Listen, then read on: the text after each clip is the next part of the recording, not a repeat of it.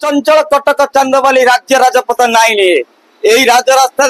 अनेक लोक निज गंतव्य स्थल को जाऊला बेले बाटरे दुखीश्याम वृद्धाश्रम नजर आसीला मानसिक विकारग्रस्त मनीषों उपरे आ सबुठ बड़ कथा हूँ दुखीश्याम वृद्धाश्रम कार्यकर्ता माने पद्मपुर जहाँ को ओडिशार द्वितीय शिवकाशी मान्यता मिली आज ये पद्मपुर अंचल दुखीश्याम वृद्धाश्रम अंतेवासी जहाँ दान संग्रहित करुवा समय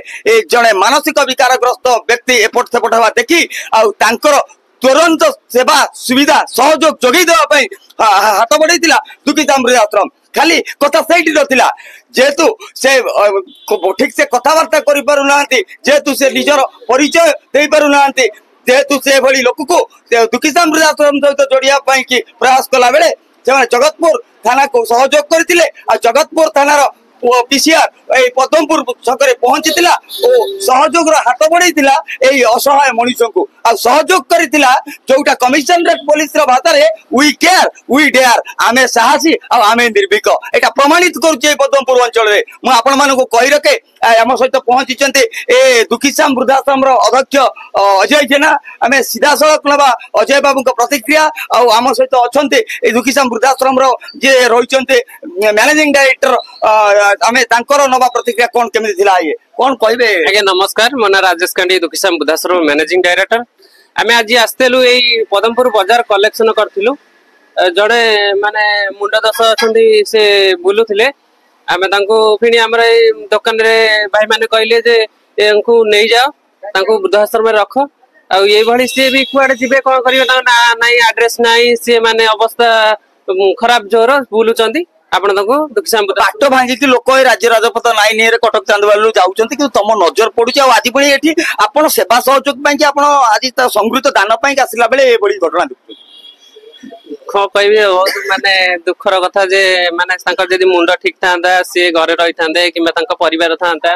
माने मुंड अवस्था खराब रू सी आज ये जो रोड करे बुलचंदी आमको दुख लगुच आम जदि आम सी आम बापा होता कि आम भाई होता आमको बहुत दुख लगुच नहीं आम आश्रम रखू सेवा सहयोग करूँ से धन्यवाद करुचे भाई मानक एति कहले आमर दुकान भाई माने समस्त ये उपस्थित थबार दुखीश्याम वृद्धाश्रम को नापी अच्छु आप देखुले आज भी ए अमनीषों भितर पंची मनीष पणिया से मनीष पणियार झुंक को आज प्रतिपादित करुचे थालेपुर रामकृष्णपुर पंचायत रे ए जो एलमापुर दुखीश्याम वृद्धाश्रम सहित पहुंची अनुष्ठान अध्यक्ष अजय जेना आम ना सीधा सड़क प्रतिक्रिया आगे आप परिचय अजय कुमार जेना दुखीश्याम वृद्धाश्रम चेयरमैन कौन घटना देखो बाजार रे हमें प्रति 3 मास रे कलेक्शन करू आज यही बाजार कलेक्शन समय आसिक आम देखिलु माने अवस्था खराब तांकर अछि एवं मानसिक विकार भी अछि तांकर तेणुक आम 112 को सांगे सांगे कॉल करथिलु पीसीआर वैन भी आसतिला से माने सहयोग कले आम बर्तमान थाना को तांको नेकी जिवु नेला परे तापर थाना रु लेखापड़ा आइला परे आम आम वृद्धाश्रम नेकी तांको सेवा सहयोग सब करिवु बाट भांगिकी लोक जाऊँचे अजय बाबू आप देखुवे रास्ता भी बर्तमान माने जनबहुल रोचे किंतु समस्ते जाऊँचे ये मनीष आपण नजर में आश्रम नजर में कार्यकर्ता नजर में मानविकता मनीष प्रश्न नहीं नहीं निश्चय बहुत लोग जाऊँच निज कार्य व्यस्त रोचे कि पद्मपुर बजार हूँ भाईचारा बजार ये हिंदू मुसलमान किसी ना समस्ते मिलमिशी चलती तेणुक ये मुसलमान भाई एवं हिंदू भाई मैंने किसी मिसिकी आम कही अच्छा एमती आगे नहीं जातु बोली आम नौ आप देखुले जो भाव में से कहते माने अनैया साहाय्य सहयोग बढ़ाई किंतु किसी लोक भाईचार कथा कहते आई पद्मपुर अंचल किसी मुसलमान भाई और हिंदू भाई माने आज सहयोग कर दान संग्रह कला बेले दुखीश्याम वृद्धाश्रम हाथ में सी धरई असहाय मनीष को आम सहित अच्छा पद्मपुर अंचल आउ जड़े बासिंदा से सीधा सड़क कहे केमती घटना कौन कहे आगे आप परिचय अब्दुल अमीन सर कौन कहे घटना केमती कौन बाजार कमिटी रे ये लोकटी को देखिकिना सदा बेले कि जार जते बेले होतला जे जोटी खाया को दे दोतले केते बेले खांती नहीं आ केते देह भल जाए केते खराब रही कि हम ताको बताबती करू किछ औषध भी दिया दी करू से केते औषध भी खांती नहीं आउ आपण मानको जेमती हम जोगाजोग कलु तो एई देखंतु ताकर अवस्था केमतिया आउ जेमती जोगाजोग कलु आपण माने आसिले तो परिचय कोन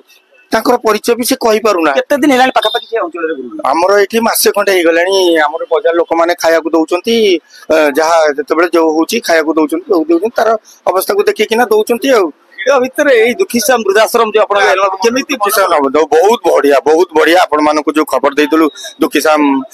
ବୃଦ୍ଧାଶ୍ରମକୁ ଆପଣ ମାନେ ଯୋଉ ଆସିଲେ ବହୁତ ଧନ୍ୟବାଦ, ବହୁତ ଆପଣ ମାନଙ୍କୁ ଧନ୍ୟବାଦ। ଆଉ ଆମେ ମାନେ ବି ରାତି ବିକଳରେ ବି କେତେବେଳେ ଦେଖିବାକୁ ବି ଚାଲି ଆସୁ, ବସିଥାନ୍ତି ଶୋଇଥାନ୍ତି ଫେର କେତେବେଳେ ଏପଟ ସେପଟ ହୋଇଥାନ୍ତି। ଆଉ ଆପଣ ମାନେ ଚାଲି ଆସିଲେ ବହୁତ ଆପଣ ମାନଙ୍କୁ ଧନ୍ୟବାଦ। ଆପଣ ମାନେ ଦେଖୁଥିଲେ ଯୋଉଭଳି ଭାବରେ ସେ ପ୍ରତିକ୍ରିୟା ଦଉଥିଲେ, ଆଜି ସେ ପ୍ରମାଣ କରୁଛି ଦୁଃଖୀଶ୍ୟାମ ବୃଦ୍ଧାଶ୍ରମ ସେବା ସାହାଯ୍ୟ ଦାନ ବଳେ କିବା ଅସାଧ୍ୟ ମହିତଳେ। ଆଜି ଦୁଃଖୀଶ୍ୟାମ ବୃଦ୍ଧାଶ୍ରମର ଟିମ୍ ଏଇ ପଦମପୁରରେ ପହଞ୍ଚିଛି। ଆଉ ଏଇ ମାନସିକ